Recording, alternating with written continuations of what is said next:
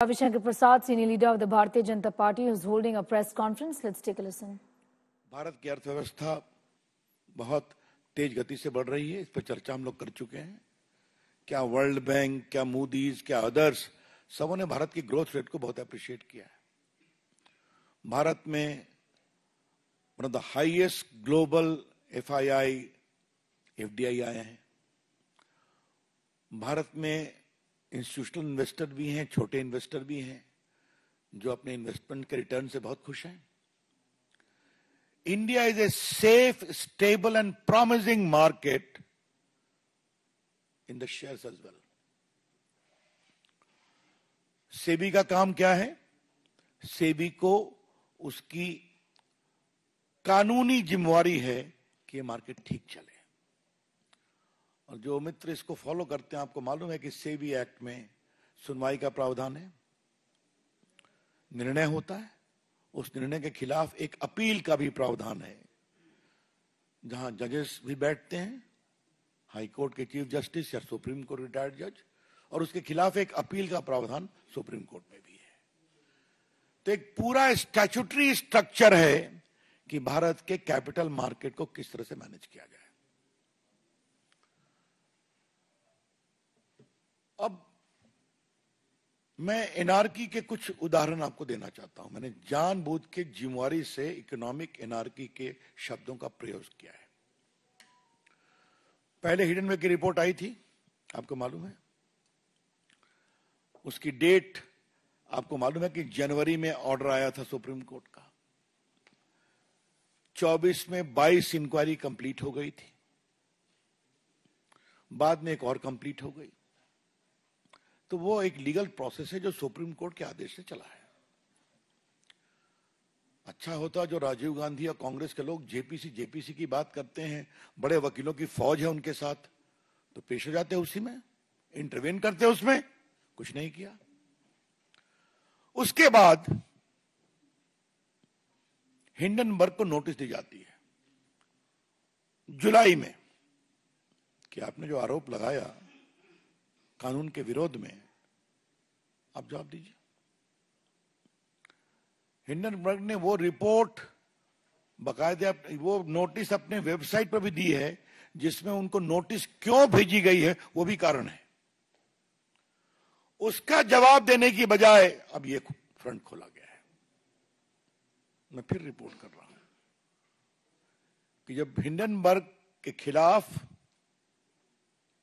बाकायदे सेबी ने एक नोटिस किया जुलाई में, अपनी पूरी इंक्वायरी कंप्लीट करने के बाद, जो सुप्रीम कोर्ट के जुरिडिक्शन में हुई थी, उनके आदेश के कारण हुई थी, तब अपने बचाव के पक्ष में कोई जवाब दिए बिना उन्होंने ये अटैक किया है, बेसलेस अटैक, जिसका जवाब एक ग्रुप ने दिया है, हमें कुछ नहीं कहना है।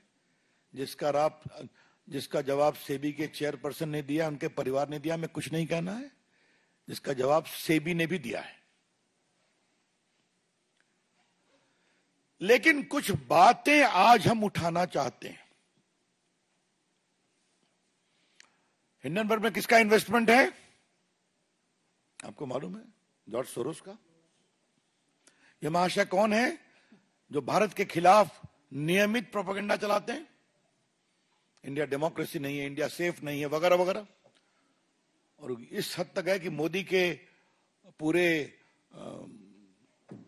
सत्ता को बदलना चाहिए, आह्वान किया था जनता से। ये वहां मेन इन्वेस्टर है। लेकिन सवाल पूछना है कांग्रेस पार्टी से, क्या चाहते हैं आप? चाहते क्या है आप?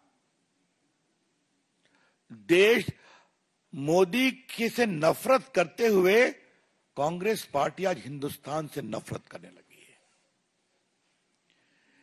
इन there pathological hatred against Narendra Modi ji, led by Mr. Rahul Gandhi and his friends, toolkit gangs, Congress party today has developed a hatred against India itself. अगर भारत का स्टॉक मार्केट गड़बड़ाएगा तो स्मॉल इन्वेस्टर्स परेशान होंगे कि नहीं? आज करोड़ों की संख्या में स्मॉल इन्वेस्टर्स हैं कि नहीं? छोड़ दीजिए इंस्टीट्यूशनल इन्वेस्टर्स की बात, बाकी बातें। कांग्रेस पार्टी क्या चाहती है? भारत को वही कंट्रोल राज में ले आया जाए, नेहरू जी के समय वाला, जब भारत को दाने दाने के लिए परेशान होना पड़ा था कि उनकी सरकार नरसिम्हा राव के प्राइम मिनिस्टरशिप में भारत को ओपन करना पड़ा था, एफडीआई में, एफआईआई में। क्या वहीं जाना चाहते हैं क्या? टूल किट वालों को तो कोई मतलब नहीं हिंदुस्तान के विकास से, उनके लिए उनको तो हम जवाब देते हैं और देते रहेंगे, वो कभी सफल नहीं होंगे। लेकिन कांग्रेस पार्टी को क्या हो गया है, जिसने 55 साल तक देश में राज किया है? क्या मतलब है इसका?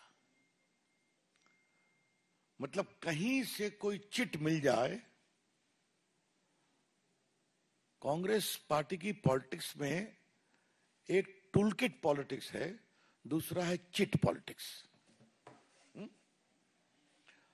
परीक्षा में तो चिट मिलती है, कार्रवाई भी हो रही है, लेकिन कांग्रेस पार्टी, उनके नेताओं को जो चिट मिलती है उसका क्या किया जाए? कभी राफेल की चिट मिल गई तो लगे हिंदुस्तान में घूमने, वो सुप्रीम कोर्ट से हारे, माफी मांगना पड़ा, कंटेम्प्ट हुआ उनके खिलाफ। फिर एक दूसरी चिट मिल गई, हिंडनबर्ग की पहली रिपोर्ट, वो चिट मिल गई, उसमें सुप्रीम कोर्ट ने, मैंने बताया कि 24 में 23 इंक्वायरी कंप्लीट हो गई। अब हिंडनबर्ग को जुलाई में नोटिस की गई है, तो फिर ये काउंटर प्रोडक्ट हुआ। अब ये चिट पड़ गई, जेपीसी लाओ, इंक्वायरी कराओ, मतलब भारत के पूरे स्टॉक मार्केट को क्रैश कराओ, छोटे इन्वेस्टर्स के पूंजी निवेश को समाप्त कराओ, भारत में कोई आर्थिक निवेश न हो विदेश का, एफआईआई और एफडीआई, वो सबको रोको, because Indian investment scenario is not a safe position. ये है इनकी सोच। मैं कांग्रेस के पुराने नेताओं से कहूंगा, जिन्होंने भारत को खोलने में काम किया था, इकोनॉमी को, कि कब तक आप खामोश रहेंगे? जब चमन उजड़ जाएगा, लेकिन चमन उजड़ेगा नहीं। मुझे बहुत गर्व है कि आज भी भारत का स्टॉक मार्केट स्टेबल है, आज भी। पिछली बार तो जब ये हुआ तो 2 दिन में रिकवर कर गया, और सुप्रीम कोर्ट की इंक्वायरी आई तो और रिकवर कर गया। लगता है भारत के स्टॉक इन्वेस्टर्स हिंडनबर्ग और कांग्रेस के मिली भगत को समझ गए हैं, इसलिए आज भी कोई गड़बड़ नहीं है।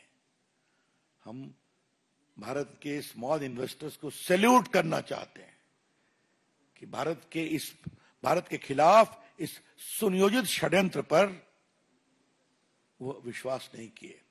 Salute to them. दूसरी बात हमको कहनी यह है कि जो पूरी टाइमिंग है, टाइमिंग का मतलब क्या है? सेशन खत्म हुआ, शनिवार को आया, रविवार को हल्ला शुरू हुआ, और आज मंडे है, तो 2+2 को 4 किया जाए। और इसके पहले जुलाई में हिंडनबर्ग को सेबी की नोटिस जाती है, आप जवाब दो। तो एक शब्द है, लीगल शब्द है, there is too many suspicious circumstances surrounding this। कई संदेहास्पद परिस्थितियां हैं इसके पीछे। जनवरी में सुप्रीम कोर्ट के आदेश, 22 इंक्वायरी कंप्लीट, एक और कंप्लीट हो गई 23। अपनी पूरी रिपोर्ट बनाने के क्रम में इस इंक्वायरी के बाद जो सेबी ने बताया उसमें मुझे कुछ नहीं कहना है, वो सेबी का विषय है। उन्होंने नोटिस दिया हिंडनबर्ग को जुलाई में, आप जवाब दीजिए, तो फिर ये बम फोड़ने की कोशिश की गई, और ये बम तो फुस निकला, लेकिन उसको लॉक लिया कांग्रेस पार्टी ने, जेपीसी। भाजपा का आरोप है कांग्रेस पार्टी हिंदुस्तान को आर्थिक रूप से कमजोर करने के षड्यंत्र में शामिल है। BJP wants to say with full sense of responsibility that the present leadership of Congress Party is involved in creating economic anarchy in India based upon these fictitious reports. Congress party के जो 2-3-4 प्रदेश बचे हैं, मैं उनके मुख्यमंत्रियों को कहूंगा कि आपके यहां विदेशी पूंजी निवेश नहीं हो क्या? नहीं आए क्या? जिस ग्रुप को लेकर के रोज वो माला जपते हैं, उस ग्रुप के काफी पूंजी निवेश तो उन प्रदेशों में भी हो रहे हैं। तो क्या मामला है, क्यों है ये? मित्रों, भारतीय जनता पार्टी कांग्रेस के इस पूरे षड्यंत्र को देश में बेनकाब करेगी, पूरे देश को बताएगी किस प्रकार से सुनियोजित षड्यंत्र के तहत कांग्रेस पार्टी, इंडिया गठबंधन और हिंडनबर्ग ये साथ मिलकर काम कर रहे हैं। इसीलिए फिर रिपीट करूंगा, जुलाई में नोटिस, सुप्रीम कोर्ट के निर्देश पे इंक्वायरी कंप्लीट, अब आप जवाब दो, फिर ये आ गए मैदान में। और याद करिए, सुप्रीम कोर्ट के सामने लंबे हियरिंग में एक बार भी कांग्रेस पार्टी या टूल किट के लोग इन्वॉल्व नहीं हुए। क्या हमें यह कहना है? और याद करिए, एक बार राहुल गांधी ने कहा मेरा भी फोन कौन सा था संजय, जो पेगासिस, थैंक यू पेगासिस। अब सुप्रीम कोर्ट इंक्वायरी चली तो हमें लगा राहुल गांधी कम से कम अपना फोन तो दे देंगे कि उनकी फोन की भी जांच हो जाती। नहीं दिया। अब क्यों नहीं दिया? उस फोन में क्या था, क्या निकलता, कैसे निकलता, छोड़ दीजिए। तो आप खाली आरोप लगाएंगे और भाग जाएंगे, और इंक्वायरी आएगी तो उसमें जाएंगे नहीं। ये टोटल है। तो मित्रों, हम देश को आश्वस्त करना चाहते हैं कि भारत नरेंद्र मोदी की अगुवाई में तीसरी इकोनॉमी को बनना है तो बनेगा। मनमोहन सिंह की सरकार ने फ्रेजाइल इकोनॉमी छोड़ा था, 11th या 12th पर थे, 5वीं पर ले आए। भारत में पूंजी निवेश होता था। मैं आज आपको बताऊं, 2012-13 में मैं न्यूयॉर्क में गया था एक एड्रेस करने के लिए, तो पूंजी निवेशक मुझसे मिलने आए। मैं बीजेपी का उसमें मुख्य प्रवक्ता था। क्या हम लोग भारत से अपनी संपत्ति वापस लगा लें क्या? मुझे कहा कि प्लीज हैव पेशेंस। तो ये करना चाहते हैं ये लोग। तो इसलिए हम, और एक अंत में सवाल पूछना है, और ये सवाल बहुत इंपॉर्टेंट है पूछना। मनमोहन सिंह के 10 साल के शासन में तो खूब स्कैम हुए थे। 2G स्कैम, कोयला स्कैम, कॉमनवेल्थ स्कैम, अंतरिक्ष देवा स्कैम, उसमें पूंजी निवेशक विदेश के थे। Agusta Westland. उस समय ऐसी रिपोर्ट क्यों नहीं आती थी?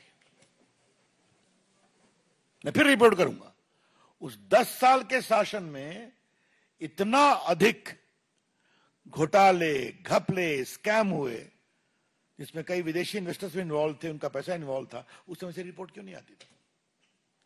यही दिखाता है टूल किट क्या है, कांग्रेस पार्टी का षड्यंत्र क्या है, और भारत को कमजोर करने की मंशा क्या है। इसे हम सफल नहीं होने देंगे, ये हम कहना चाहते हैं। तो एक दूसरा विषय आपके सामने रखना है। ममता जी, आपके राज्य में, बंगाल में क्या हो रहा है? एक महिला डॉक्टर के साथ बलात्कार किया गया, दरिंदगी की हद कर दी गई।